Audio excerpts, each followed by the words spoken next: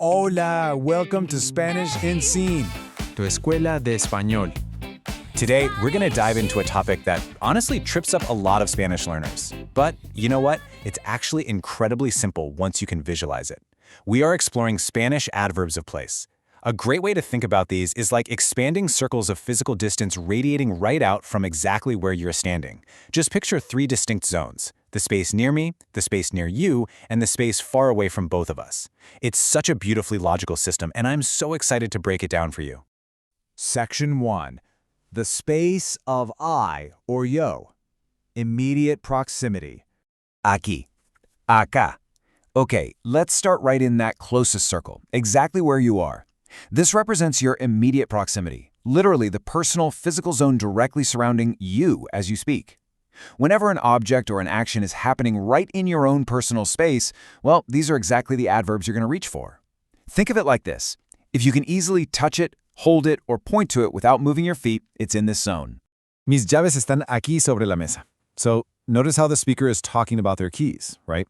And those keys are sitting right there in their immediate space on the table.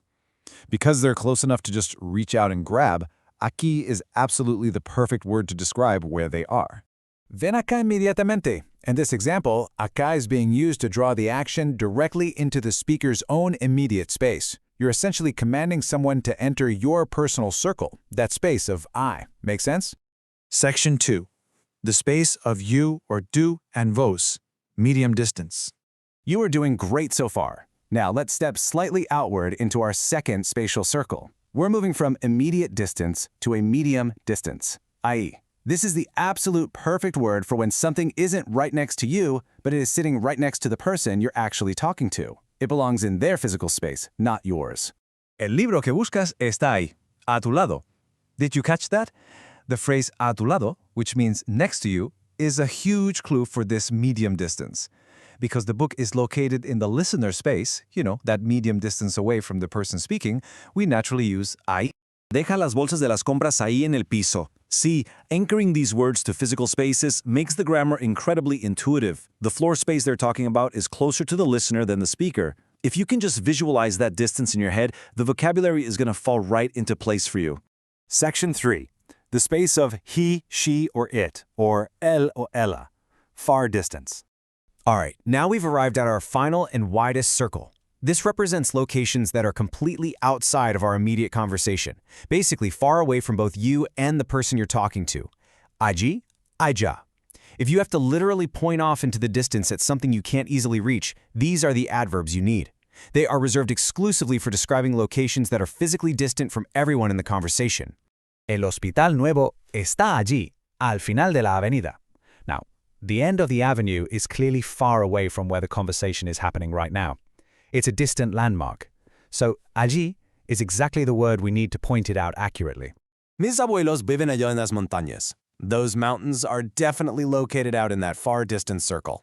You are doing such a wonderful job grasping these concepts. Honestly, by mastering these three spatial zones, close to me, close to you, and far from both of us, you have just unlocked a major key to sounding incredibly natural in Spanish. Section 4. Cultural nuance. Latin American preferences. As you continue learning with this explainer, I want you to remember that Spanish is a wonderfully rich and diverse language, and it's full of exciting regional variations. Now, in traditional textbook Spanish, you might learn some pretty strict rules for these pairs. But in countries like Argentina, Uruguay, and parts of Colombia, locals actually strongly prefer to use acá and allá as their absolute default words for almost everything, both for location and movement. So, if you travel to Buenos Aires or Bogotá, you're going to hear acá way more often than aquí. Knowing these little regional flavors is just so rewarding. Well, we have covered so much ground today, and I am just so deeply proud of your progress. Remember, mastering a language doesn't happen overnight. The true secret to speaking better every single day is la constancia, consistency. I highly encourage you to practice just a little bit daily. Even 5 minutes makes a massive difference over time.